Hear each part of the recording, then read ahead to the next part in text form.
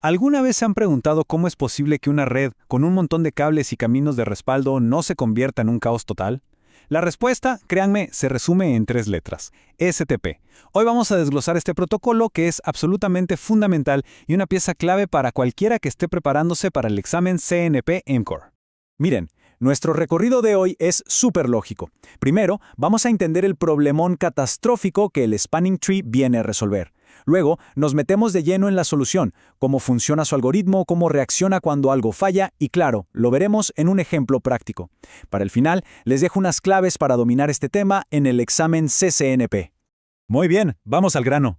Todo buen diseño de red busca ser redundante. ¿Qué quiere decir eso? Más enlaces, más switches, todo para que si algo falla, la red siga de pie.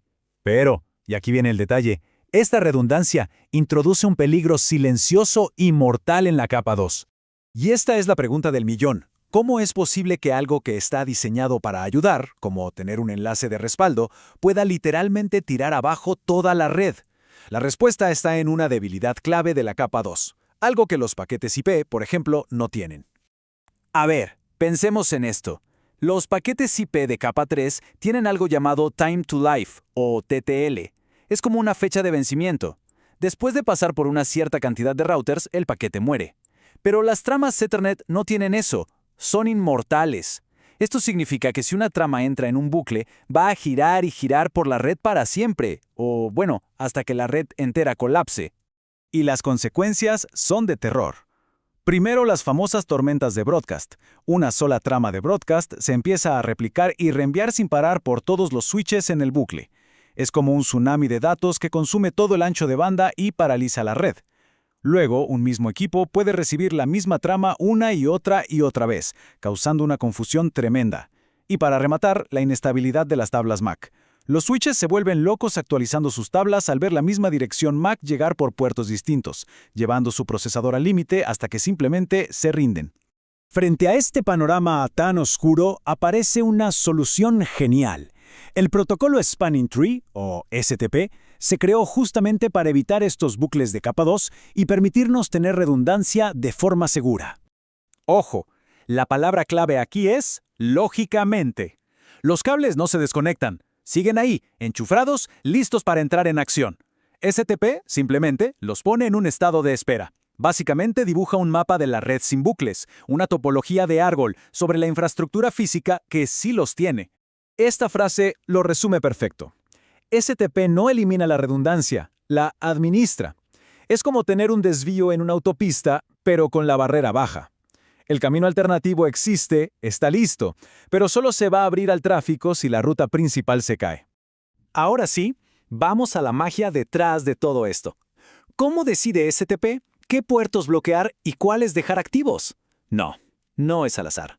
Todo se reduce a un algoritmo súper elegante que se ejecuta en 3 pasos en toda la red.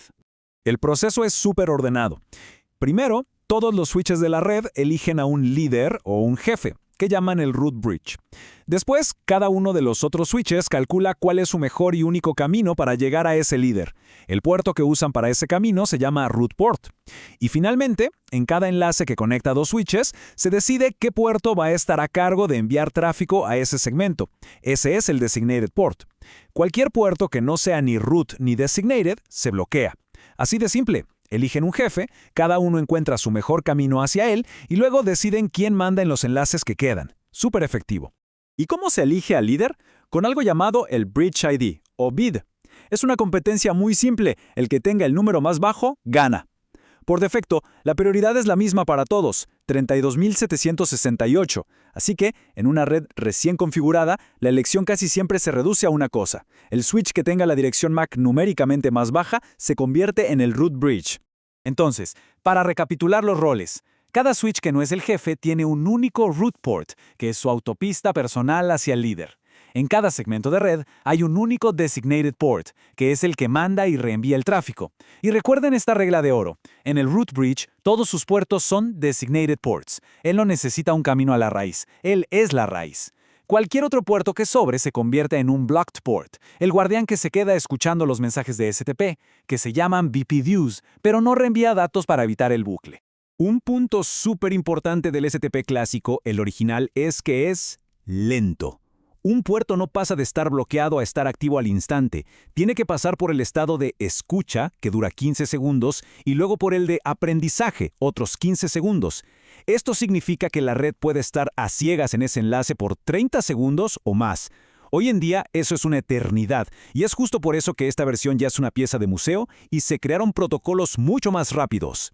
Bueno, ahora veamos cómo esta topología tan estable reacciona cuando algo sale mal, que es, a fin de cuentas, la razón de ser de la redundancia. A este proceso de recalcular todo el mapa se le llama convergencia. La velocidad con la que la red se recupera depende de cómo se entera del fallo. Un fallo directo es como si se cortara la luz en tu casa. Lo sabes al instante y buscas una vela. Un fallo indirecto es como enterarte de que hay un embotellamiento a 5 kilómetros porque el tráfico de repente se detuvo. Tienes que esperar para confirmar qué está pasando y esa espera, que depende de unos temporizadores, es lo que hace todo más lento. Muy bien, creo que la teoría ya está clara. Ahora vamos a aplicarla. No hay mejor forma de entender Spanning Tree que verlo funcionar en el escenario más clásico para un bucle, 3 switches conectados en un triángulo. Aquí tenemos nuestro campo de juego. SW1, SW2 y SW3, todos interconectados. Físicamente, el bucle es evidente. Si un equipo conectado a SW1 envía un broadcast, esa trama podría dar vueltas para siempre. Veamos cómo STP lo soluciona. Primer paso. La elección del root bridge. Vamos a suponer que todos los switches tienen la prioridad por defecto. Entonces, el desempate es la dirección MAC. En nuestro ejemplo, SW2 tiene la MAC más baja, así que felicidades SW2, eres el nuevo root bridge. A partir de este momento, todos tus puertos activos que conectan a otros switches serán designated ports, o sea, los puertos jefes de sus enlaces.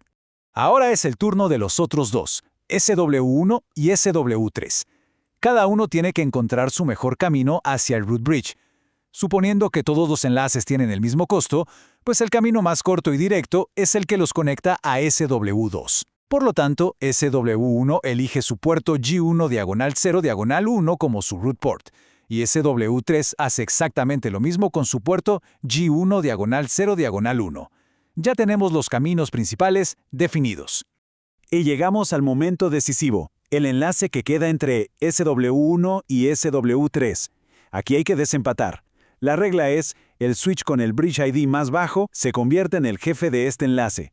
Suponiendo que SW1 tiene una dirección MAC más baja que SW3, su bid también será menor. Por lo tanto, su puerto, el G1 diagonal 0 diagonal 2, gana la elección y se convierte en el designated port de este segmento. ¿Y qué pasa con el puerto de SW3? Pues pierde la contienda. Y como no es ni root ni designated, no le queda otra opción que bloquearse. Y con eso, el bucle está lógicamente roto. Hasta ahora hemos cubierto los fundamentos del STP clásico. Esto es esencial, es la base de todo. Pero para un nivel CCNP, tenemos que ir un paso más allá y entender las versiones modernas y las características de protección que son cruciales en el día a día. La evolución más importante es RSTP o Rapid Spanning Tree. En lugar de esperar pasivamente a que los temporizadores se agoten, los switches con RSTP se hablan directamente. Negocian. Uno dice, oye, se me cayó el camino principal, ¿puedo usar este camino a través tuyo? Y el otro responde, claro, adelante. Todo en milisegundos. Además simplifica los estados de puerto y añade roles nuevos y muy inteligentes como el puerto alternate, que es como el suplente que está listo para hacer root port al instante. En el examen CCNP es fundamental conocer estas herramientas de protección. Root Guard es como un guardaespaldas que pones en los puertos donde nunca debería aparecer un root bridge para proteger tu topología. BPDU Guard es tu mejor amigo en los puertos de acceso. Si alguien conecta un pequeño switch a su puesto de REL, BPDU Guard lo detecta al instante y apaga el puerto, evitando que ese dispositivo cause un desastre. Y finalmente, Loop Guard y UDLL son como mecanismos de detective para prevenir bucles causados por fallos muy sutiles, como un cable de fibra que solo funciona en una dirección. Y esto nos lleva a una reflexión final. Las tecnologías modernas como BSS o Stackwise Virtual permitan que dos switches físicos actúen como si fueran uno solo, eliminando la necesidad de que STP bloquee puertos entre ellos.